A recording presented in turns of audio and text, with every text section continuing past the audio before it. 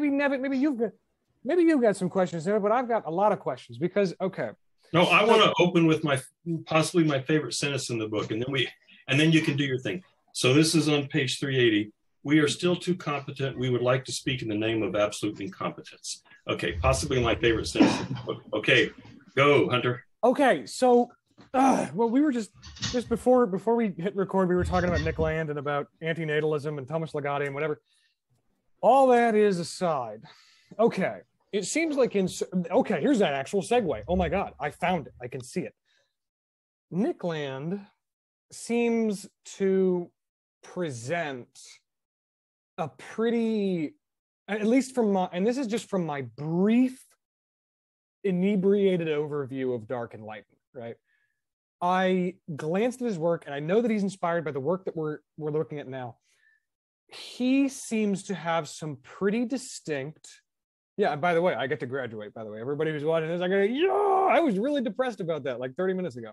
Anyway, Nick Land seems to have a pretty distinct, well, actually, it's not that distinct, but it's a pretty definitively politically motivated element to his writing.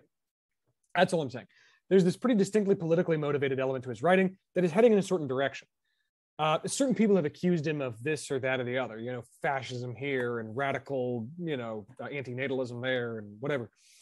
But there's something going on in this last section. This is the last section of Anti-Oedipus, of Capitalism and Schizophrenia. There were some big statements made here, I think. Finishing up the section, this is all included in the section Introduction to Schizoanalysis, which is kind of interesting, but it's like, hi, Joey, I'm glad you're on the floor.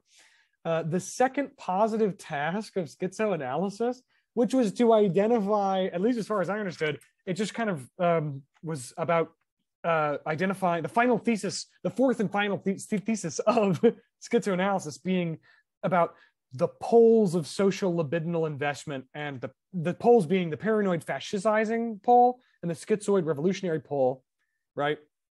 And we can agree on that. There seems to be this polarity thing that they're talking about. But amidst this sort of descriptive discussion that they're laying out, there are some really strong statements made that I have a lot of questions about. And some of them are banal and just trying to kind of almost, like I'm looking at these questions now.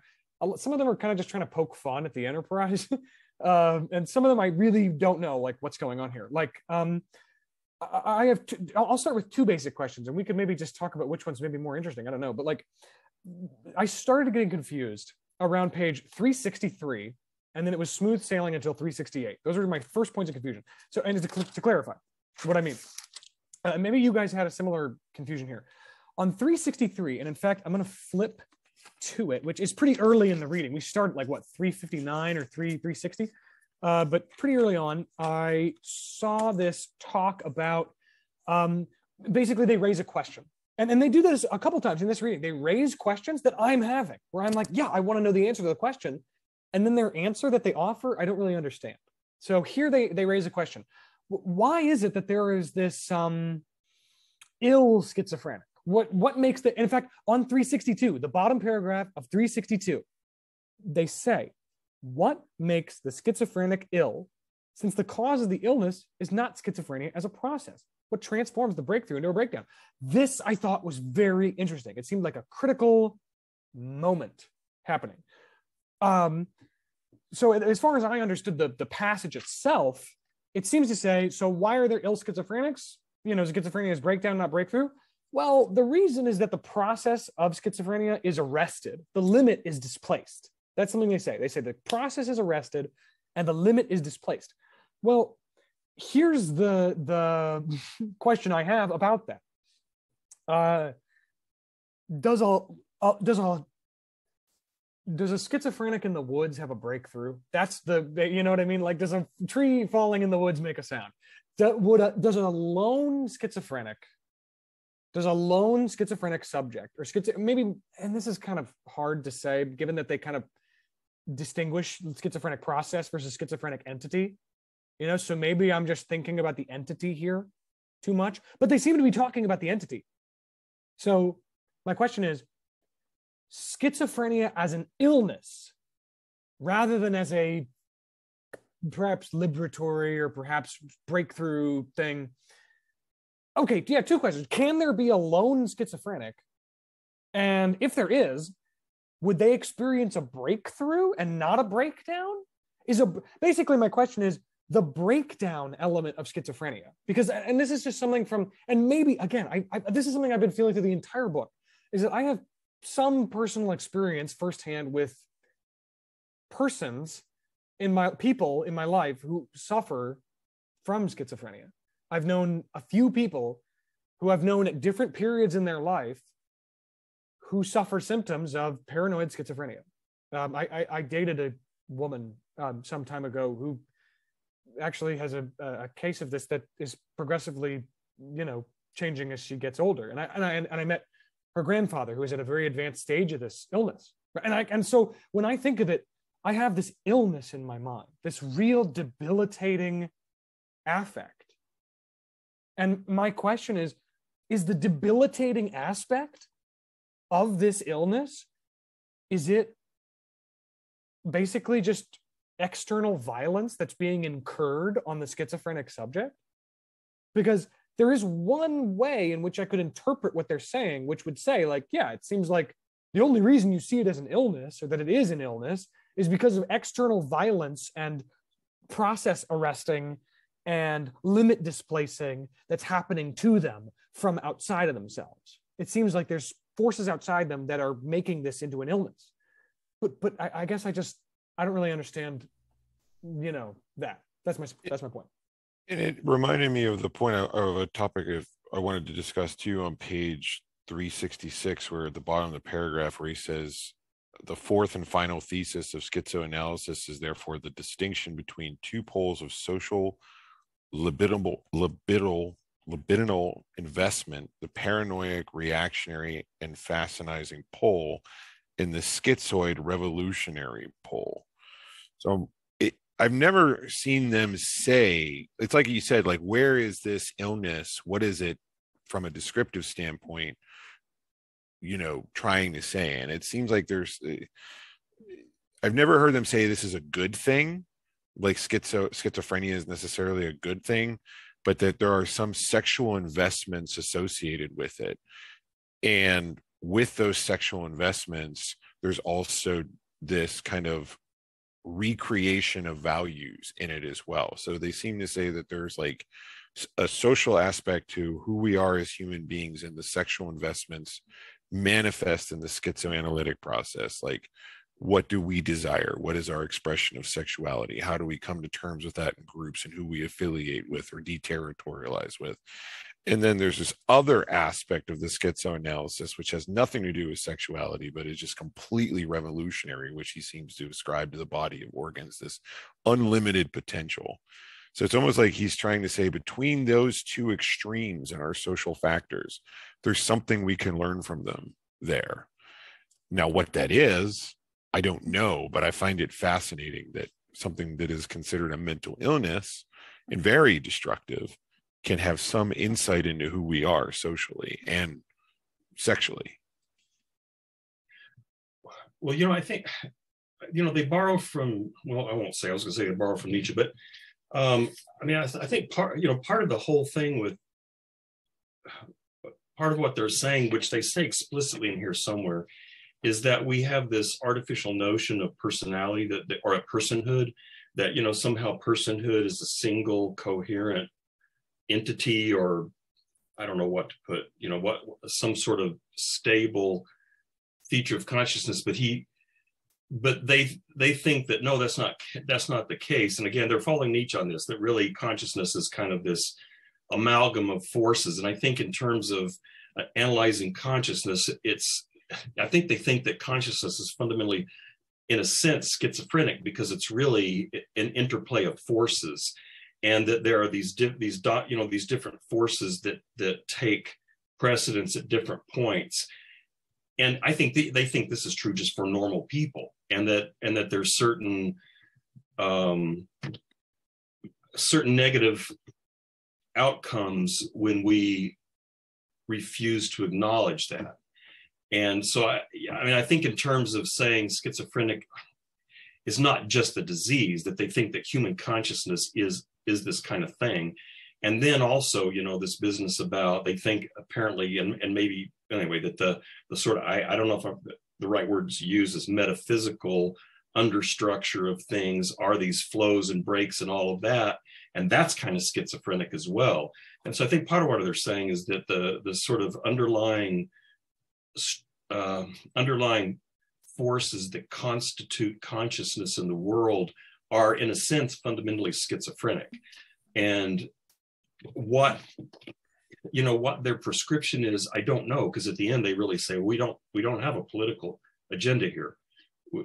So I don't really know what they want us to do with that, but they do seem to suggest that refusing to acknowledge this and continually imposing artificial stabilities on systems that are fundamentally dynamic, and not dynamic in a Hegelian dialectical way, but dynamic in kind of a free form, multiplicity, shifting in and shifting out. When we refuse to acknowledge that and take that in consideration, and when we try to constrain that very tightly into very rigid and well-defined structures, of course we're going to get problems. And I think that's, like that thing right after, so on page 363, right after, in the same paragraph that Hunter started with on 362, so this is, I think it sounds like they're saying, what causes schizophrenic illness, I think. But he says these three possibilities emerge. This is on page 363. First, the schizo is effectively neuroticized. And I'm just skipping down through the paragraph. Second, a psychotic is produced. Third, you get this turning in the void, which I don't even know what that means, but that produces the pervert. And all three of those, then they say throughout, are really the effect of this neuroticization. So all three of them, and I don't understand any of this, frankly. I don't really understand what they mean by neurotic or pervert or paranoia or anything, but just in terms of what they say seem to be saying is the person who, I guess, becomes a clinical schizophrenic is because these underlying schizophrenic forces are neuroticized, whatever that means. And what I wonder, part of what they mean is, again, because they've got this concern with these social forces oppressing trying to capture these this underlying dynamism, kind of squeeze it in and force it in and hold it in these well-defined structures. And I think that they think that's, the whole Oedipus thing and the psychoanalysis thing is at least complicit in that process, or maybe as a manifestation of capitalism's tendency to do that. So capitalism, creates these, what do they call them? Axiomatic structures that force people into these rigid forms. And I think they think that's ultimately unhealthy in some way. And, so I can only, I don't understand any of the details of this, but that's the general sense I get. And, what do they think we ought to do? I don't know. They seem to want to not say, to say that there's an ought here. So, but I don't know, Chase, am I even on the right track there? And to add to that, and I want to add to Chase too, is that on 366, he says specifically that is why love and desire exhibit reactionary, and he uses the word or else revolutionary indices. And goes further on to say the later emerges on the contrary as a non-figurative indices where persons give way to decoded flows of desire to lines of vibration, where the cross sections of images give way to schizzes that constitute singular points, point signs with several dimensions causing flows to circulate rather than canceling them.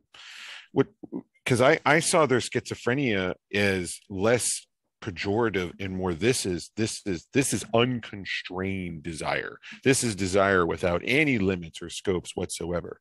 And then they take a look at us as desiring machines who are quote unquote normal by society, and what makes that normal. Is it reactionary or is it revolutionary? And if it's revolutionary, what is that schism, that break that makes it revolutionary? And I think that's what the focus of this text was, is that we want to find where those breaks are between what we have construed as normal desire in society and the completely unconstrained, no holds barred limit of schizophrenia.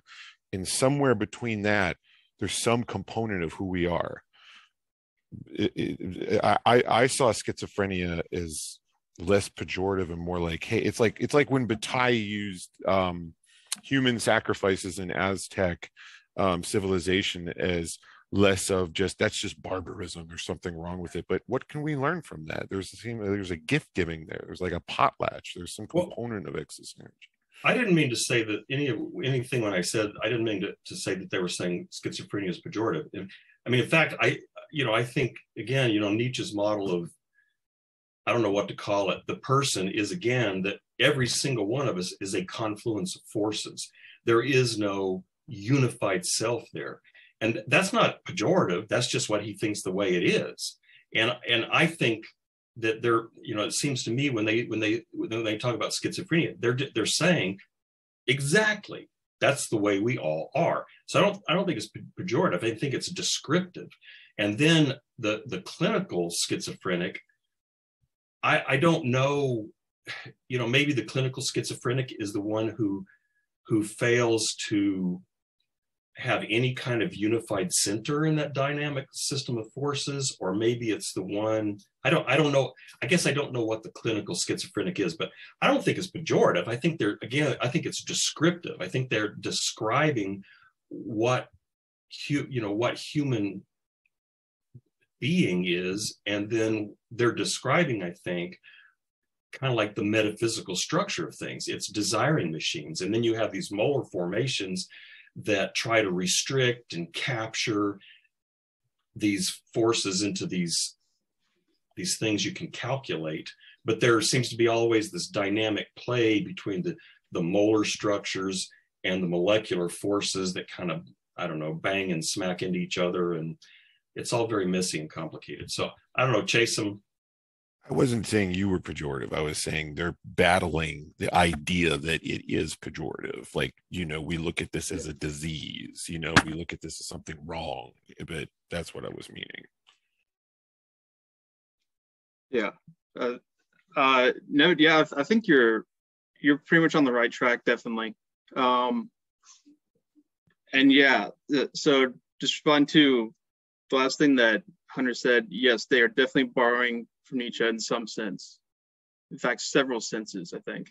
Well, let's see. Okay, so yeah, the schizophrenia as a process versus schizophrenia as a entity, or the clinical entity. Yeah, so it seems like what they're saying is that the entity that's caused by, this arrest in the process, and that is conditioned also on these social factors of social repression, basically, or social production, because they're the same thing. So I think one example that just kind of comes to my mind, what I think about these things in terms of, how different societies handle schizophrenia differently. Although they're not exactly saying this, so I'm somewhat adding my own thing, but I'll just tell this story. Okay, so I got this from some kind of like TED talk about an anthropologist who studied schizophrenia and was basically looking for schizophrenia in, at least in this book, what we call like the primitive territorial social formations. And so it seems like there's not really a kind of clinical schizophrenia like we would experience here in our capitalist society. That's not a very evident thing in these other societies, tribal societies. And the question then is, well, what the hell? So why is that? And this anthropologist was saying that he believed it by studying these processes of initiation into shamanism, that was kind of the answer. That there's been this kind of long held traditional process in these territorial machines, that when somebody starts exhibiting these traits, which is usually some kind of social alienation, in a sense, there's something different going on. They would characterize it as, you talk about it in like supernatural kind of terms, is like they're hearing communications from the spirits or something like that. Where today it's if Deleuze and Guattari are right, delirium is invested in all of history and whatnot. So, which I think is an interesting idea, because if you look at kind of delirium today, we'll just go to YouTube and you can find it readily. But it's all kind of like aliens are like kidnapping me and putting microchips in me, and now I'm pregnant, but they took my alien baby, and so something like that. But okay, that's pretty weird, but is that really super different from a kind of way in which people talk about spirits in other societies, or something like that? Yeah, I don't know if it's really totally different in nature, but anyways, so this anthropologist was saying that there's a kind of structural similarity between these early symptoms of schizophrenia in our society and also in tribal societies, but that the result, because they're dealt with in such different ways, they result indeed in different products. Where in tribal societies, if you start exhibiting these symptoms, which usually has some kind of like a physical illness, along with these kind of what do we call, I guess, like psychological symptoms or whatever. So they will be taken under the wing of a shaman, and then taught how to deal with it.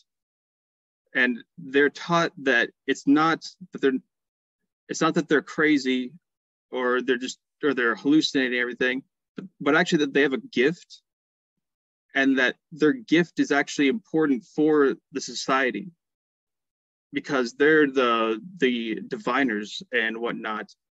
You could talk about it in Deleuze Guattarian terms or whatnot, but the way that they talk about it is that, yeah, you're important and you'll lead your people.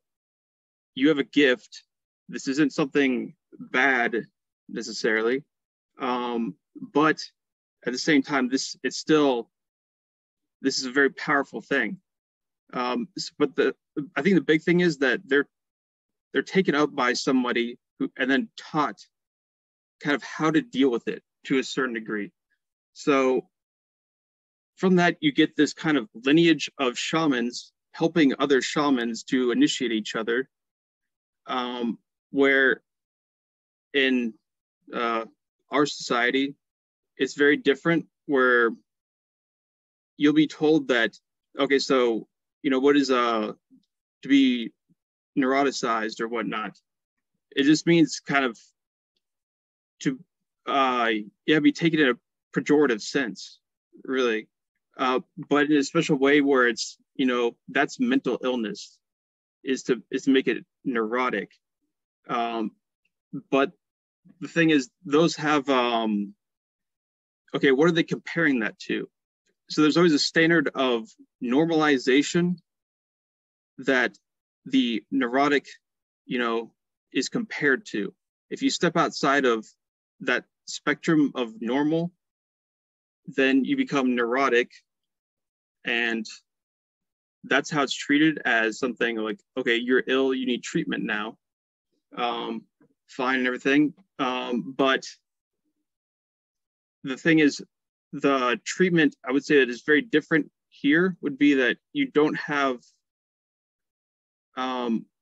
say, other schizophrenics kind of helping other schizophrenics, saying like, it's okay, you have a gift. You need to be able to use your gift though, because it's very powerful. And yeah. So instead you get, well, it's changed somewhat, but before they would just lock them in an asylum, and that was basically it. And that didn't help much. I mean, I can't remember who said this, but something like, okay, if you want to make people go crazy, just like send them to an insane asylum. Send a perfectly normalized person, like who's an exemplar of normalization. Send them to an insane asylum. They will go insane. Yeah, Foucault is definitely relevant. Yeah. And so I think that's kind of the idea that they have, that it's actually society and the way that it deals with this process, that is what produces the schizo as a entity. And it's kind of hard they don't go into a great amount of detail on kind of the mechanics, so to speak, of how this would happen. Except, the turning in the void and kind of something like, or that they make it an end in itself, the entity aspect, rather than seeing it as a process, which I think that makes sense with what I was saying about how different social formations deal with it, in the sense that, okay, it's part of a process in a tribal society. The process is, initiation to become a shaman, blah, blah, blah. Where here, it's seen completely as, it's only a negative thing. There's nothing good that could come out of it. At least, I mean, people do get that, but it's pretty rare. And for the most part, the way that it's framed goes very much against that, where you will be taught that you're totally disconnected from reality. It's all hallucinations and it's all terrible. And a lot of the times society kind of just backs that up. And I think that's also what they're getting at, is that it's not just a kind of, a biological mechanism that's completely isolated from the social factors, that they both work together. Yeah, I feel like there's something else I need to cover, but I'll just leave that there, because that seems, at least that's the way I make sense of it. I don't know. So it seems like Hunter's question of like, would the schizo be ill in the woods is kind of pointless for them, because it would be like a appeal to like a pre-social self that doesn't really exist and wouldn't really be, even if it did exist, wouldn't really be relevant for the topic, because it's always a social process. Yeah, that's a good point. So that also goes to kind of what Joseph was getting into about the fact that, yeah, this is desire on a level that is pre-personal. That's really what they're talking about, the process thing. So in a way, what they're talking about, the clinical, the schizophrenic as a clinical entity, that's kind of like a secondary thing in itself, that a person is kind of dealing with it on like the level of an ego, say. That already, I think they would say that itself is probably like overall bound to just be bad, especially in this society though. Although, yeah, what they're getting at is something that is definitely much broader and I want to say more abstract than just something that a mental illness, say, that is relevant to a person, some kind of distinct individual. Instead, they're saying that this is a much broader thing. And by abstract, that doesn't mean it's not real. That the abstract can be real, or it is real for Deleuze and Guattari. So, yeah.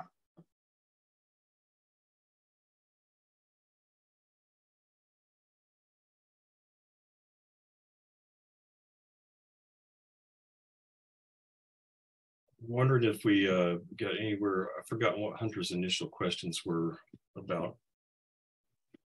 Anyway, I don't know, Hunter, do you want to reorient? Well, sure. Okay, so I've got this. Yeah, I get this. I'm with you on the sense that, like, so the lone schizo question, or I mean, and like of course, I had that thought. That, like, if it was really in the woods, like completely, there wouldn't even be like a. I mean, I had this conversation with a person in a 19th century philosophy class that I'm in who's really insistent on asking questions like that about Hegel. He's really insistent about asking, like, about the social aspect of, like, but the thing in itself, what is it like outside space and time? Questions like that, where it's just like, I don't know, fucking, that's not really I don't know. And like, I feel like that, yeah, so I can see. But I'm glad you guys teased out the actual sensible question there. That was like, but okay. My next question, because I have 8 big questions. I don't think we're going to get to all of them, but okay. I've got 2 that kind of go hand in hand and that go off of what we were just talking about. So my first one is, so I get, all right, let's accept, like, yeah, so the illness, the arresting, the displacement of the limit, these are forces acting on the schizophrenic process and the schizophrenic entity that produce these conditions that are restrictive, limiting, neuroticizing,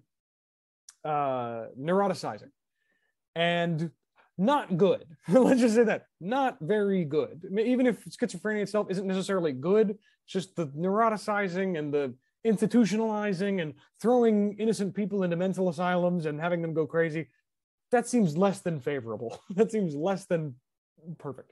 So with that in mind, there's this emphasis on breakthrough. Before they get to this, because I think it's before they get into their discussion on art, it's right before they get into the discussion on art and science. That's the thing. They do encourage Joey, but Joe, both J names. Sorry for a second. I was like, called you by like the long form of your name, but because your name is like the nickname of his name. But Joey, you're right on the money. Like, that's what I want to interrogate. That's a question I have.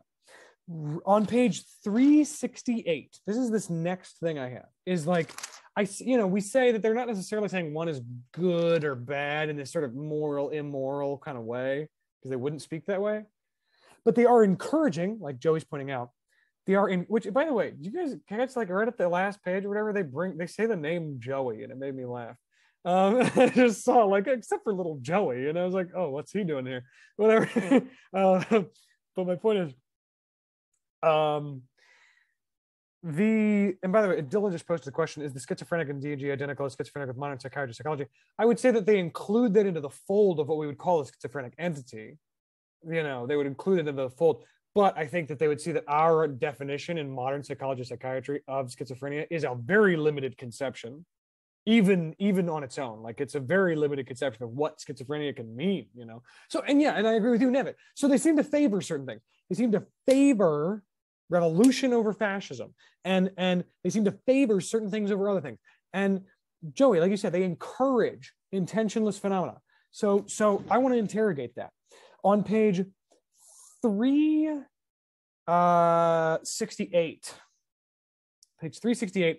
they're segueing into this discussion of art and science. And as far as I understand it, it's art creating chains of decoding, grounding desiring machines, engineering breakthroughs, or at least being capable of doing so, in the same way that science could do, right? The science and art discussion. Yes, the discussion of science and art as experimentation, whatever, and they seem to encourage that or favor that in some sense.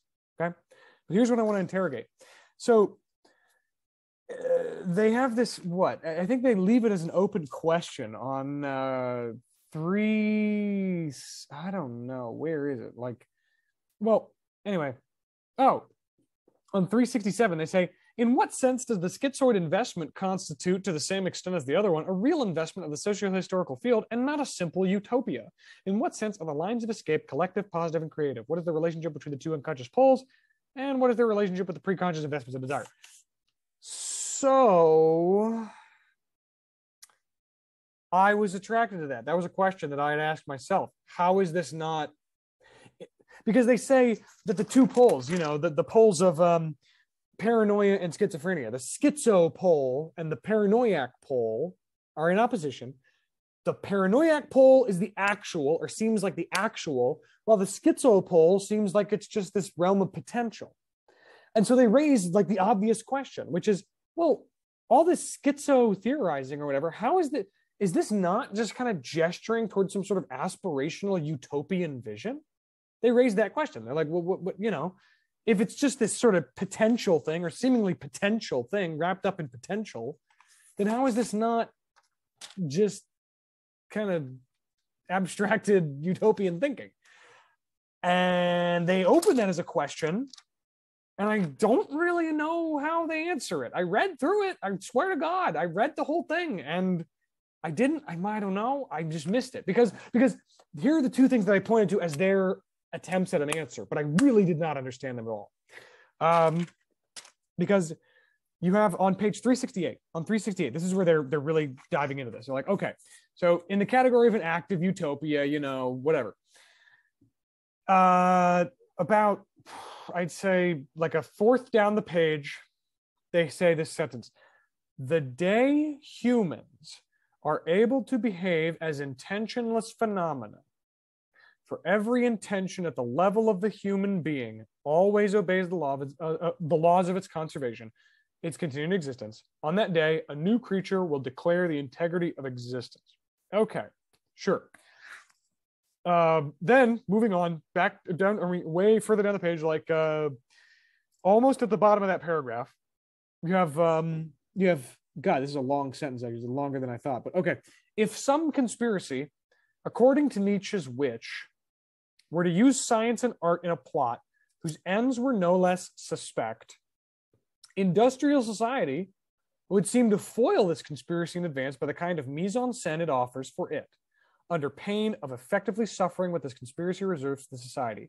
That is to say, the breakup of the institutional structures that mask the society into a plurality of experimental spheres finally realizing the true face of modernity, the ultimate phase that Nietzsche saw as the end result of the revolutionary society. Okay, so we have these two functional terms: intentionless phenomena, and this plurality of experimental spheres. So how is this not utopian? That's my basic question. To hazard sounding kind of dumb, maybe, or like I missed a point that seems kind of critical there, I'm willing to do that because I'm confused and I'd like help. Intentionless phenomena makes me think of like Nevid is saying in the chat, like an Ubermensch, or maybe, in fact, actually, what it brings to mind most directly is what Nevid talks about in Zen practice, is a non-intentional consciousness. That is like the most immediate thing I think of. This, which as far as Nevid, and tell me, correct me if I'm wrong, but it's like, my understanding of that is a state of awareness, or a state or mode of, I don't even know if you could call it consciousness, or maybe I could call it like a state or mode of consciousness or existence or awareness that is not intending or directed at a specific thing. It's just this general blanket awareness. And that I get, I suppose, but the plurality of experimental spheres, I mean, maybe they're just saying that as like, this is what Nietzsche thought. Nietzsche described this sort of revolutionary end as a a plurality of experimental spheres. But if I don't know if they are necessarily proposing or prescribing that as like a good end or like a positive goal for revolutionary action. This mode of everybody living as intentionless, non-intentional consciousnesses in a plurality of experimental spheres.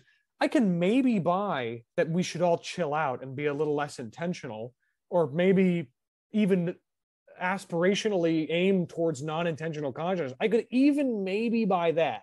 It'd be a hard sell, but maybe.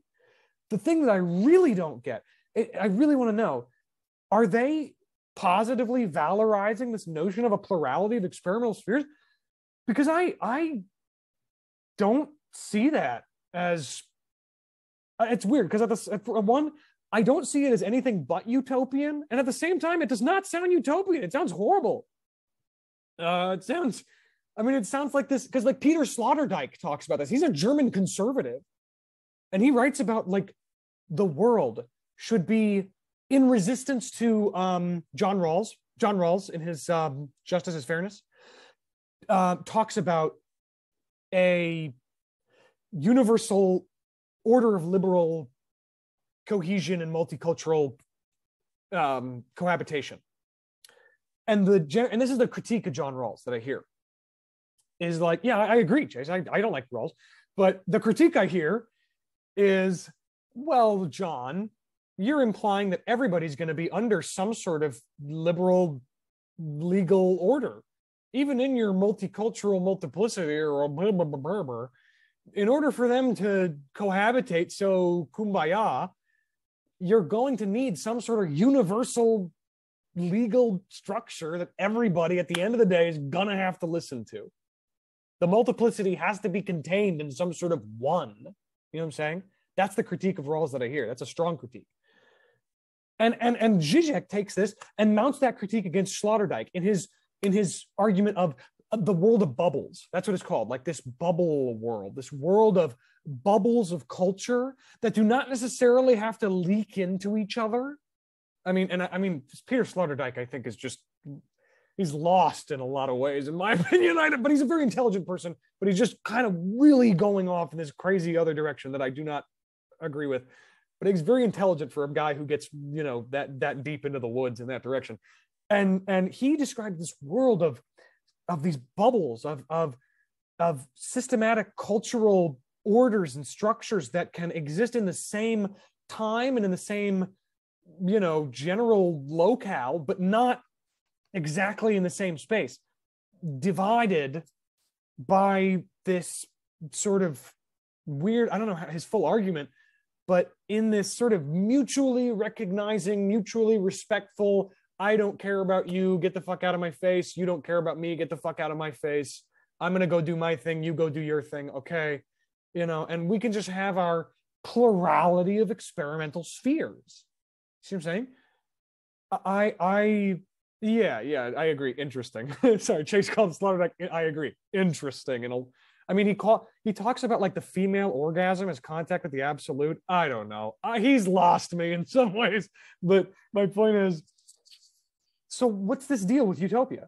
We've got this intentionless consciousness. We've got this plurality of experimental spheres. Is this their vision? Is this something they're describing that's not their vision? Do they have a vision? Because I don't like necessarily the idea of a plurality of experimental spheres. That seems fucked up. That seems like it would have some fucked up implications, you know what I'm saying?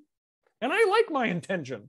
I direct my intention towards stuff I enjoy, like video games and beer, whatever. No, and I don't know, like when I plug it into, I feel like what they're arguing against, like the experimental stuff, as opposed to what feels like they're accusing psychoanalysis of just, the kind of reduction to a family problem that you can't fix and you just kind of have to accept and just kind of like leave it as is, I guess. And I see them saying, like almost just like, kind of trying to arm people to make a change, whether that's in their life or again, like on a larger scale too.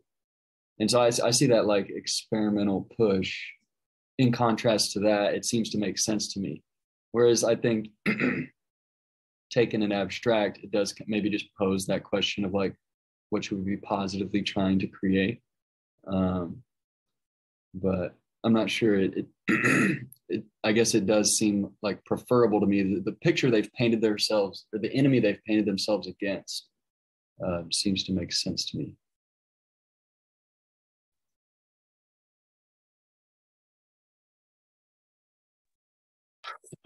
See, it seems to me their biggest, I mean, this is a big statement, so it's almost certainly wrong, but their biggest gripe is against rigid, unchangeable power structures that force people and groups that capture these dynamic forces into rigid definitions. And because it's easier to impose power in that, in that kind of a situation where,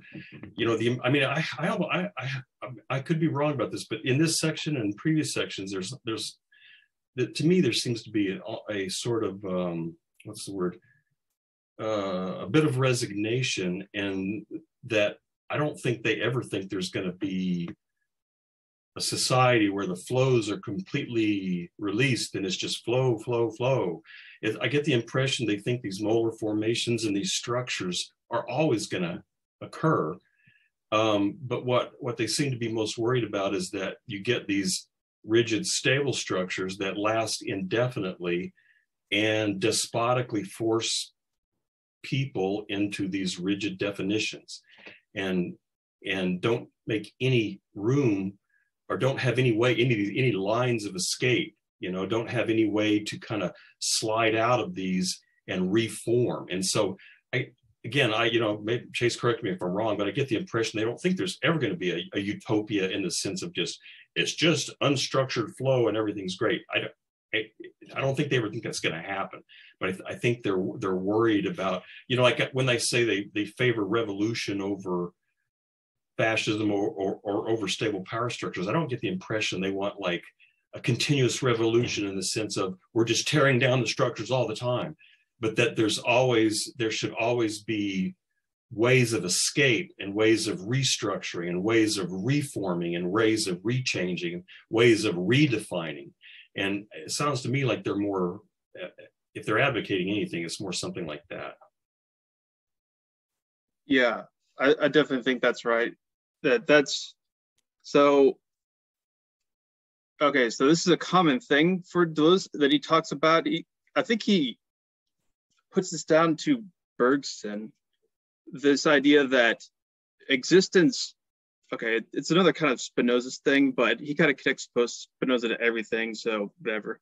But the idea is that in existence, existent things are in these mixtures. They don't perfectly fit with any kind of like an ideal, category or whatever.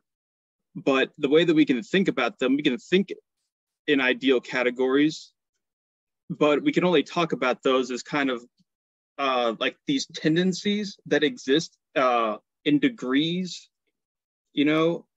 like, okay, we've got this continuum of, the paranoiac and the schizo poles. So everything that is a social production is going to have some element of both of those. So then the question is, well, what is the quantity of each of these? What has potential as an actual kind of like looking at some given molar thing, some given society, some given institution, say, where does it have, these leaks in it where there's some kind of potential to flip it over to the side of the pole that is towards the schizo side? Because they're basically advocating for that. So they're advocating also, I think, for a kind of revolution. So Guattari was indeed a militant. And I think there's nothing in here that says don't be a militant. I think they kind of want us to be militants too, but not to do it in a fascistic, paranoiac way. And I think, May 1968 in France is kind of all over this. It would probably help to kind of understand what exactly occurred and why they're saying all these things.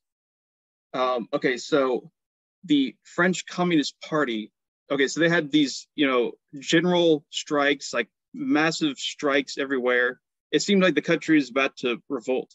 It was kind of pretty much in the process of doing exactly that. So the students on strike, revolt, tons of workers striking. The president de Gaulle, he like fled France, and but the thing is, the people that were in the process of doing this, they weren't the French Communist Party, but the French Communist Party said, well, we're the voice of the people. Revolution can only come from us as an institution. So they ended up, the French Communist Party sided with the government. And that's what effectively killed it off, as well as some other things, but including maybe they just went on vacation, the students, summer vacation. But anyways, so the French Communist Party, because they took it as, well, my institutional aim is the revolution, and if you're doing the revolution without me and I'm not invited, then fuck you, you're a fake revolution. Basically, they couldn't understand what was going on. And there's also this kind of discrepancy between, okay, well, I think this is in general a kind of like very orthodox Marxist way of thinking of these things, is that if you have certain economic objective conditions, those are what bring about revolution, and that's basically it. And in some places they have those conditions, but there's no revolution. In other places they don't have those conditions and they have revolution. It's kind of like, what's going on here? What's the X factor going on? And the French Communist Party, being very orthodox Marxist in that sense, the bad sense, kind of stuck to that so much that this is what they're talking about with these pre-conscious aims and interests of, they're revolutionary on that level, that they're advocating, like a Marxist revolution, but only through them, essentially. So that's, I think, what they have in mind for a lot of these things. But yeah, as far as kind of, I think basically what you said is pretty correct in that. So there's definitely a kind of ethics in the sense of, they're saying it's not prescriptive, and it's definitely not saying that there's any kind of, like universal values or something that people should conform to. So I've tried to like talk about Spinoza's basis of all these things, of kind of like the idea is that you increase capacities, power to be affected and affect, these kind of things. But it's probably not that helpful, because it's not, they're not talking about it. So I'm just not going to talk about it. I'm just going to mention it like that. And then y'all will never know, never. But yeah, what they don't like is indeed these restrictive, kind of static, fixed structures that, take their identity as like the condition, the thing to keep reproducing. So they take themselves as a molar identity, like, I'm the French Communist Party, whatever, I'm the Democrat, Republican Party, I'm this, this kind of, these are the images, these molar images that they say, like, this is what we need to destroy, essentially. And I think they are saying that, okay, these are always going to be mixtures of these things, because, even these molar social institutions, whatever, they're still made out of this molecular, kind of deterritorialized, unformed, intensive matter. They talk about that more in 1,000 Plateaus. But the idea, okay, so on this primal level, you really have deterritorialized desire. Let's call it that. But that forms into, you know, all these territories and codes and whatnot. But the thing is, they're still made out of essentially desire. So that's why everything has this potential to kind of turn back and lose its kind of restrictive molar form, because it's made out of desire. And that's why it can always kind of turn its orientation back towards some other way, because it's a mixture of these things anyways. Yeah, so I think that's why they're saying that they are advocating that this is a kind of continuous thing.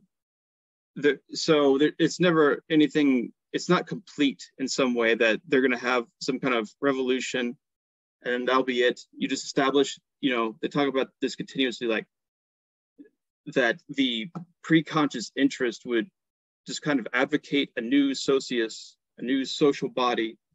And then just the idea is just, okay, the society, we know its aims and its interests. Now let's just go achieve that. Let's go, boys. Giddy up. And then once you get there, like, oh, that's so great, it's done. Now we can finally live in our utopia. So yeah, they're definitely not saying that is, that would not be possible, I believe, from their perspective. And that's why they talk so much about how these revolutions kind of go bad, but in a way where you can't just simply say like, oh, it was when Stalin did this, you know, this was the exact moment. Instead, it's much more ambiguous, because I think they think that ambiguity is kind of inherent in the fact that you have this whole molecular thing, but it's kind of fundamentally molecular, but at the same time always molar. The way that's there's these complex mixes and everything, and it's this dynamic process that's never really stable. That I think is kind of, yeah, informing at the same time what schizoanalysis is, which I think is so I think Guattari was a Trotskyite. I think he used to be. Although I don't know if he still was. I think he also, okay, I remember reading or hearing from that he was also a Maoist for some period of time, and he was in the same Maoist group as Baudrillard, which sounds like a pretty intense group to be a part of. I'll just say a Maoist group with Guattari and Baudrillard. I'm not sure I could handle that personally. Okay, yeah. So I'll just leave that there. I've said enough. Yeah. I put this thing in the chat, but I guess like Hunter mentioned this point. How do you get a molar aggregate to form if it's supposedly supposed to be subordinate, transient? And I think like Holland mentioned that, like almost like the difficulty of Holland, the secondary text. But he kind of mentions this in this last section about permanent revolution, and talking about how like people that Deleuze and Guattari like supported. I can't remember. There was a couple like M names that were referenced. I don't know these names at all, and I don't know what Negri did either. Although I've seen Negri's name thrown around a lot. I think Guattari like wrote more stuff with him at some point. But Holland said that like one of these people that Deleuze and Guattari supported like had these kind of like guerrilla like pop-up acts or groups that were kind of in this spirit of subordinating themselves to, you know, not becoming like a solid group that gains power. And, you know, he points out it's just like, well, it's hard to kind of create permanent change with these groups because they kind of just like pop up and then dissolve away. And I guess that was just an interesting point that I mentioned. I think you're thinking of, okay, yeah, Negri. So that was the Italian autonomist. I don't know if I'm saying that correct at all. I don't know a huge amount about them. I know a little bit about Negri. He's a Spinozist, but and he talks about, he kind of has this. Well, this is actually pretty common, I think, in, I don't know what to call it, intellectual European Marxism. A lot of them are Spinozist. It's kind of like this neo-Spinozist Marxist kind of thing. It's just a thing. A lot of Italians and French people kind of but yeah, so Negri is definitely a huge part of that. The only thing I don't know much about the specifics of kind of what he's advocating, though, especially in terms of how that would correspond with Deleuze and Guattari. Although he was put in prison for a while, he was part of, I can't remember what the charges were, but I think it was something clearly bullshit, and they threw like some like academic like professor nerd in jail for like 20 years or something, and people were just like, oh god, yeah. Guattari and I think Guattari and Deleuze like helped Negri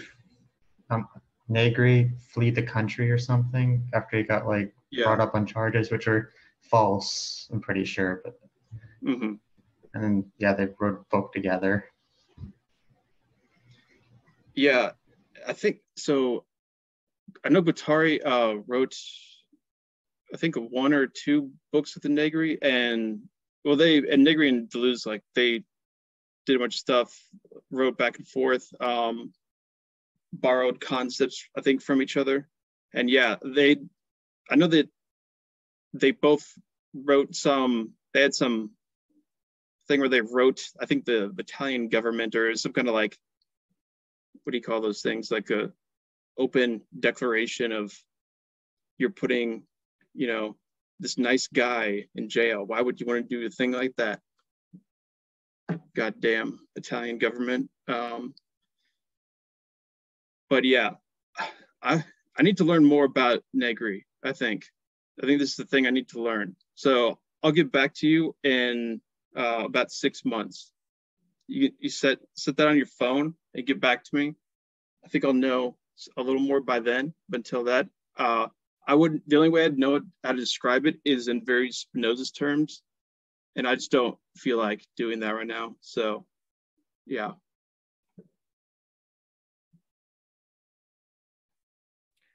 Like your relationship to Negri, it's like honestly, I've been waiting for like a thing I hoped would happen at some point in this book was I wanted there to be some like, and I know like of course everybody's gonna lampoon me, but I wanted there to be, maybe it's still out there, maybe it's still possible, but I want there to be some moment where I'm like, oh my god, I finally get like Discordianism, like, oh shit, like, you know what I mean? Oh, I need to go read like a bunch of Sufism and stuff like right away. Like, oh fuck, dude, it's all like go read that guy who wrote that book about Lee Harvey Oswald before he did anything and predicted like the assassination of JFK and stuff. Like, I want to and be like, actually excited to read Nick Land. Like, yeah, wait, is that? Oh yeah, stuff like that. Yeah, Robert Anton Wilson. Yeah, Discordianism. Yeah, that's exactly. Yeah, I know all about it. Can't say I'm a Discordian or anything, but so I read this book when I had mono, and it was a very fun month. I just like slept 14 hours a day, and then would get up and okay, I can't say everything because this is recording, but I would just kind of read this book It's like 1,000 pages or something. And that was a ton of fun. So it's a fun book. It's all about like wacky conspiracies. It's a fun book. Yeah. We should do a reading of this. No, not really. That would actually be bad. I want to go back to these things you can't talk about during the recording. I'm a little confused. If you could... Yeah. We'll just leave. I'll leave that so that perhaps you can just read between the lines. There's desire in that component there. I don't. Yeah. So it's really it's the desiring machines. Really, it's everything. Yeah. It has something to do with a hammer made out of rats' asses. I know that much. Yeah. So yeah. Okay. So aside, along with my general enthusiasm, and I agree with you, Joseph. I don't. It's been a long time since I've read like a book and been like, oh, whoa, I totally get it. Oh, eureka, holy, But alongside my general enthusiasm for the stuff, because it seems really cool, and I'm constantly lately, especially, I've been like on the periphery of this sort of stuff. I mean, even though I've read now that's kind of crazy. We have all read Anti-Oedipus. Isn't that crazy? We can all say that. If somebody asks you in a discussion, hey, you ever heard of Deleuze? And I was like, yeah, actually, I read Anti-Oedipus, Capitalism and Schizophrenia. I happen to be, although I finished it, I still feel like very on the periphery of the thing. I feel like I'm on the outside looking in. Yeah, and maybe Nevitt. This is like what you're feeling, Nevitt, is like my relationship towards this whole weird, frightening world of cyber discord and whatever shamanist schizophrenia. It's like my relationship to that and how I'm like, that's really badass in theory, and I want to kind of get into it, but like I fucking have so much difficulty doing so. Like I feel like I'm starting to relate. I'm starting to understand what you feel, Nevitt, when I'm all about subject, substance, self-consciousness, absolute knowing, the Godhead, whatever. But yeah, and it seems really cool. It seems like, yeah, sure, that'd be great, But like I don't. So my point is, alongside that, so I have this enthusiasm, but then here's just this and now we're kind of at the end of the seminar, and I'm kind of asking a question about the end of the book, and we can agree Guattari's a militant, right, in some sense, and there seems to be this political element going on here, but they're very explicit. I don't know if it's just some sort of ironic statement or whatever, or if it's totally genuinely true and I don't really get why, but or maybe it's because whatever. On page 380, they're kind of wrapping things up. It's kind of like the Saturday Night Live, like the credits are rolling and everybody's hugging, and it's like, hey, it's been a fun one. Hey, a wild 380 pages, everybody. Am I right? Bring it in, Hey, and then they start this paragraph, and then above all, we're not looking for a way out when we say schizoanalysis as such has strictly no political program to propose. If it did have one, it would be grotesque and disquieting at the same time. Am I right? You get that now, dear reader who's read this book. It doesn't take itself for a party or even a group. It doesn't claim to be speaking for the masses. No political program will be elaborated in the framework of schizoanalysis. And then la la la la la la, right? Yeah, sure. Yeah, I'm just saying. Yeah, they've got this sort of attitude. But what do you mean? Here's my question. Here's my last question before the door is closed on Deleuze and I never get to go in again.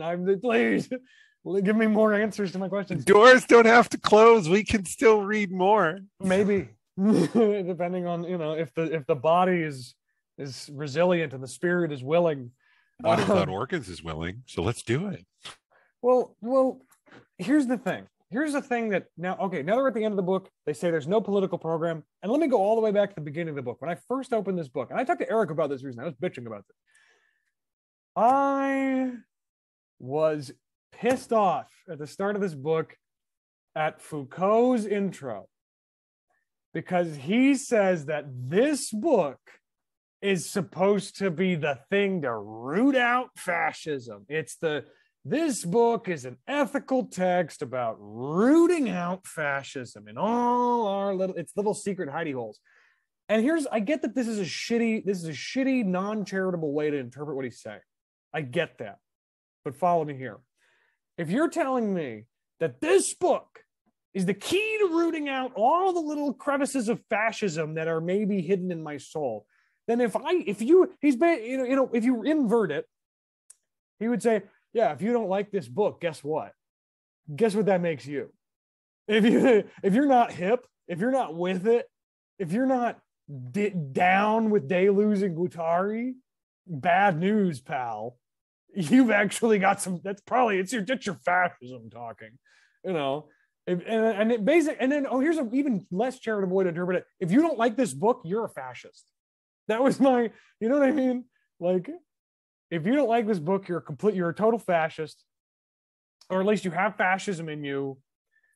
And it's surprising you say that, Chase, that he wasn't a big fan of it, because he seems to talk about it like it's the shit, like it's just the big cheese.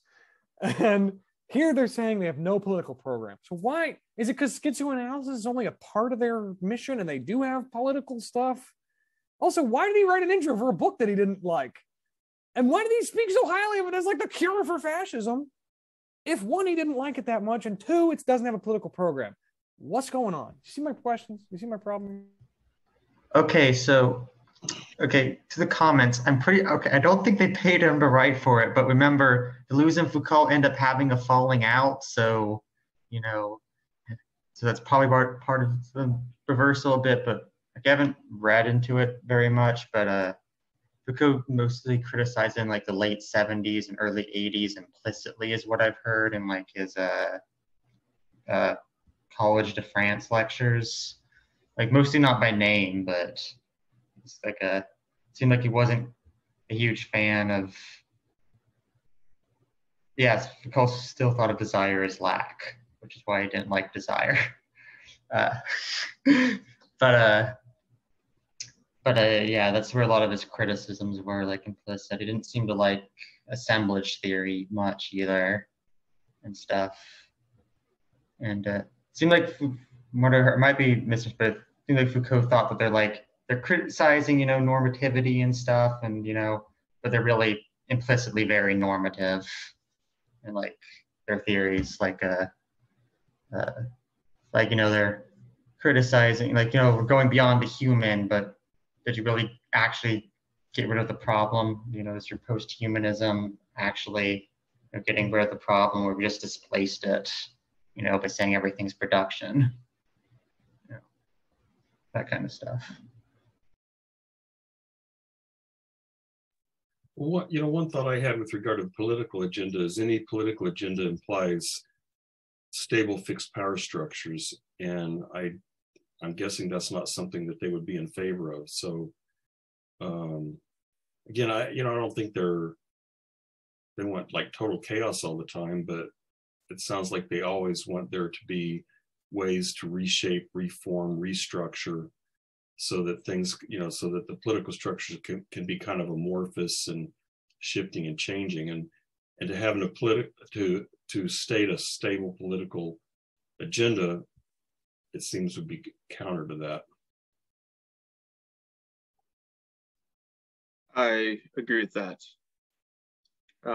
Yeah, I think a lot of ways you can see that is this has to be a kind of a posteriori kind of thing, where schizoanalysis works from concrete kind of givens, and then you work with those. So there's no kind of a priori structure that you can like throw down as this is it. All right, we got it, guys. This is it. We're going to knock fascism out with this political structure. No, that's not. Instead, it's kind of, what do you encounter? And then the only way you can kind of test what you encounter is this kind of experimental kind of praxis where you're testing out what works, what doesn't. That's much more what they're advocating, and that's why there's no kind of set thing beforehand. And then if there was, I think just what Nevin just said, in terms of, okay, so I think Deleuze especially, both of them, they have this idea like a process ontology. I think if you apply that to pretty much like all these other spheres of thinking, it'll make it make a little more sense, or at least more consistent or whatever. And I think that's true basically with the way that, they're talking about things as these fixed things. They're generally going to say, no, we need to inject a little bit of speed and fluidity into some things. Although it's still not necessarily just this kind of binary thing where they're just like, yeah, absolute, that's good.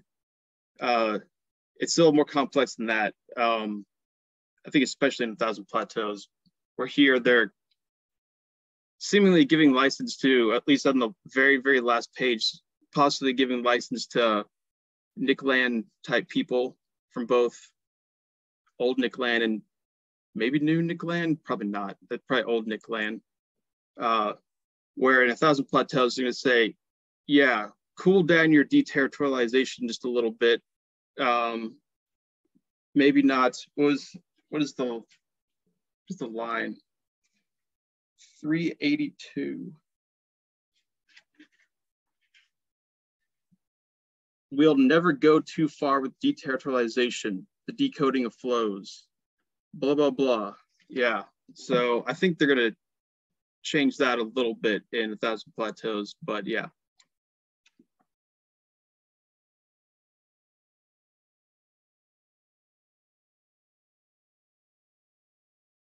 Which everyone should read, by the way. And in fact, so I'm just, 1,000 Plateaus, I think, is quite a bit better than this book, in my opinion. So this, I'm glad I've read this and everything, but I would say this isn't quite my cup of tea for Deleuze and Guattari. There's a lot of it I liked. Why not? This the end of it all. Let's just wrap it all together. I like the theory of capitalism they have. I think it's very interesting, and the way that it's kind of connected with delirium and schizophrenia and whatnot as this kind of strange phenomena. I think that's very interesting. The whole kind of ontology they kind of give of these syntheses and the way that the biodot organs works, I think that is difficult. I still don't really totally understand that very well. I think partially because I don't understand. I think the problem is I don't really understand Lacan, and so much of this is about Lacan and Freud and whatever. So those are the parts that I think I struggled with more. Where other parts, I think, kind of I'd like to pursue more. But 1,000 Plateaus. If you read 1,000 Plateaus, it'll probably be the death of me, but I would probably do it. I'd probably be the explainer guy. I probably wouldn't be able to help myself. But 1,000 Plateaus, I think it's actually, parts of it are definitely easier, very relative. But the first plateau, the rhizome, that one is okay. There's parts that like you will just absolutely not get. I would be totally sure of that. But the general concept of the rhizome is something that's not too difficult to understand. Some aspects are will just forever escape you. And I've read it something like 3-4 times, and then every time I'm just look at something and I'll be like, oh, I just realized this makes sense now because of this or that. And then other times just be like, I have absolutely no fucking clue what this is. Don't even know where they're coming from. Yeah. But anyways, 1,000 Plateaus, very good. Don't read it completely out of order. I don't think that's the best way to do it. I'll just say that. Read the first two, skip the third one, Geology of Morals, unless you just like want to die or something, then fine, go straight for that one. That one is very, very difficult. Leave that one maybe for another day. The plateau on the Body Without Organs is really good. And then my favorite plateau is the one on becoming. It's great. The refrain one is also good. And if you want more like their political kind of philosophy, really kind of hammered out in more detail, the War Machine Nomadology plateau is really good. And then the kind of the thing about capitalism and the state apparatus and whatnot, apparatus of capture, that is also a good plateau. And with that, I will stop talking.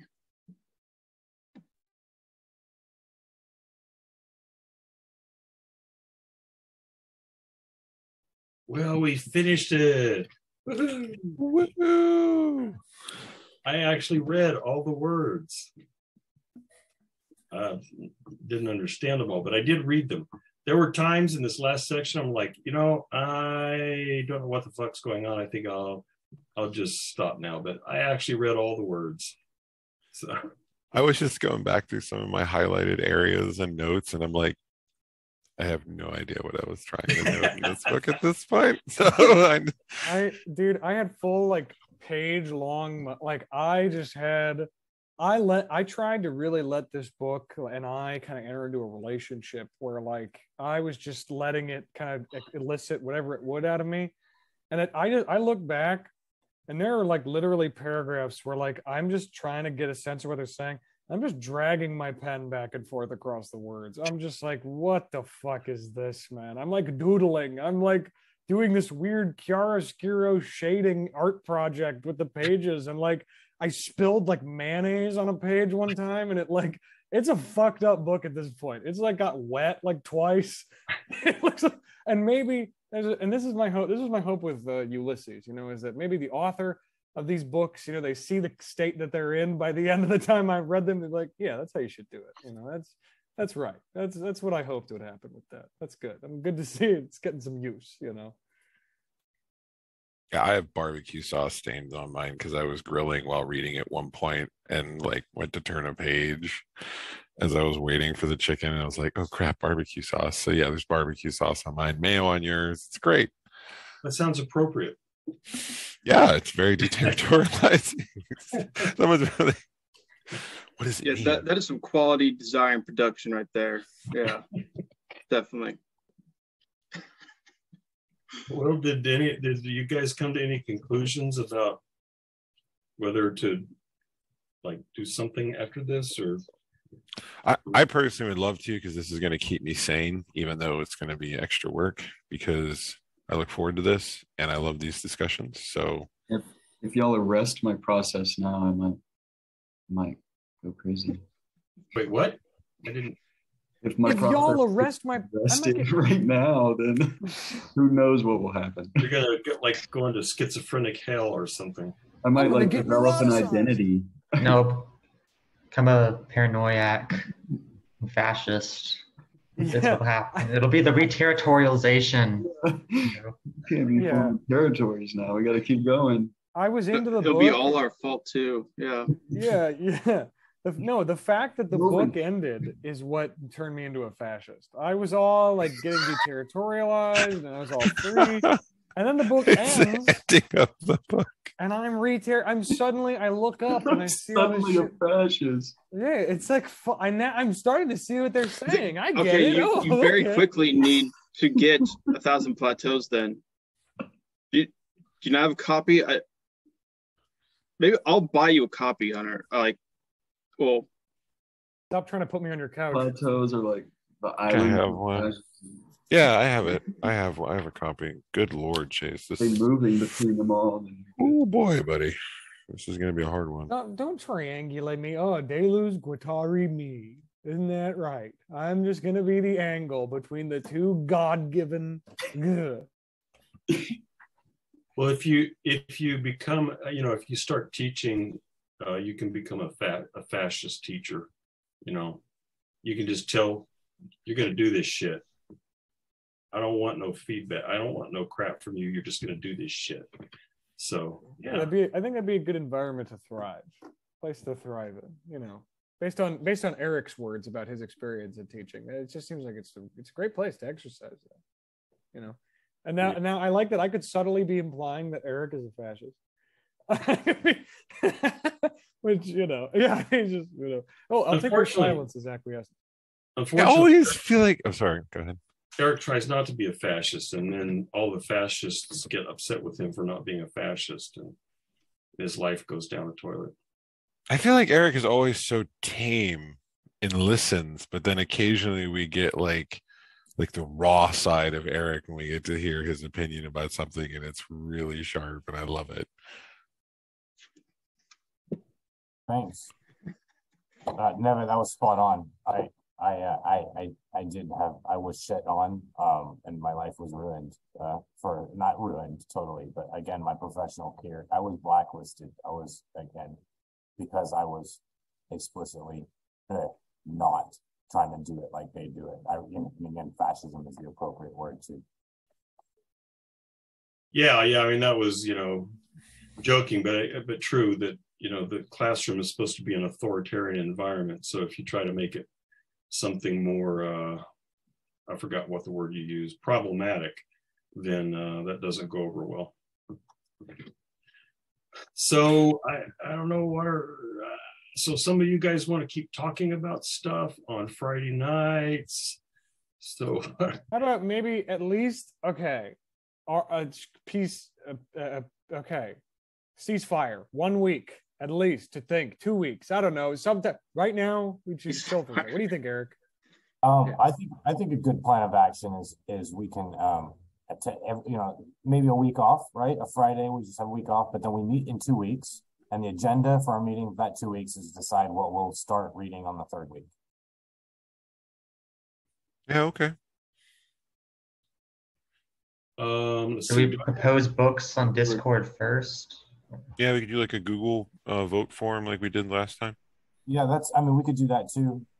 In the lead up to the, we could, find books, should submit them on Discord, have conversation on Discord. In 2 weeks, we meet, we have conversation face to face. Then you have 24 hours to vote. Palette refresher books. Palette. So I'll create a channel on Discord that says 2022 fall philosophy. We could, idea to make it really easy for all of us. We read something that none of us give a fuck about at all. Like just something just that we can just like blast through the pages, like Discourses of Epictetus or some bullcrap.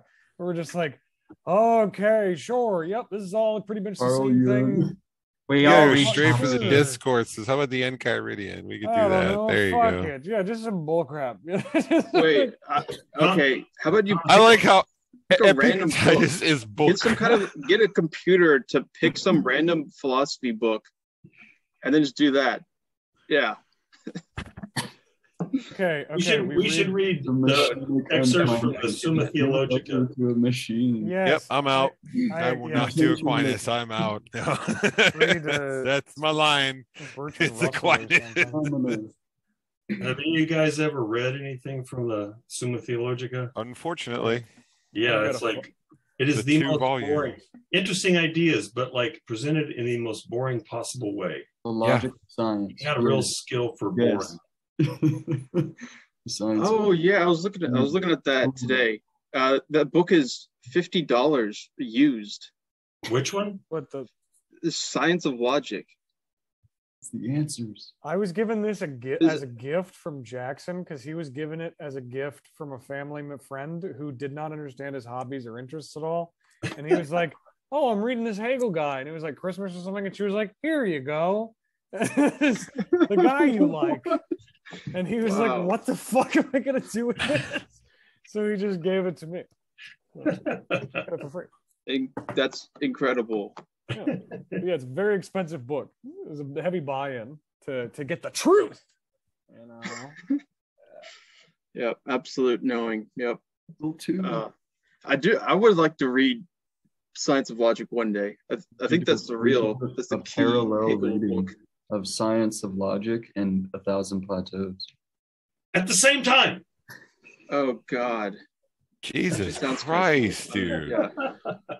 The oscillation between the paranoid and the Yeah, I mean, that would be a good way. Yeah, right. Good call there. Or Woo. if you did, okay, well, like philosophy of right and 1,000 Plateaus at the same time, that would be I think that would be the real oscillation right there. Yeah. Dialectic at its best. I would not reach sublation, I can tell you that much. Well, it seems we've hit a plateau. Dang. Hey, Chase, thank you so much, and everybody for being here. We appreciate all of your insight and lectures, and everybody, like and Ripley for your insight too with what you've read and everything. Just yeah, I really value you guys. I love this seminar and I love this ritual routine. So thank I want you. to know what that poster is in the back of Ripley's wall back there. I can't see what that is. Yeah. It's Breaking Bad. Oh, that's kind Oh, of unsettling. did you see the ending of Better Call Saul? Yeah. Good. Oh, it was so good, wasn't it? I love that. Yeah. I just Good show. wonderful series. It's a good show. Well, I guess so. We'll talk on Discord and then meet in 2 weeks. Is that the plan? Woo! Sounds good. That was a sound of acceptance and Hasta acceptance. lasagna. Wow. Bye. Woo! All right, bye. Bye. Bye-bye. Bye. Bye bye.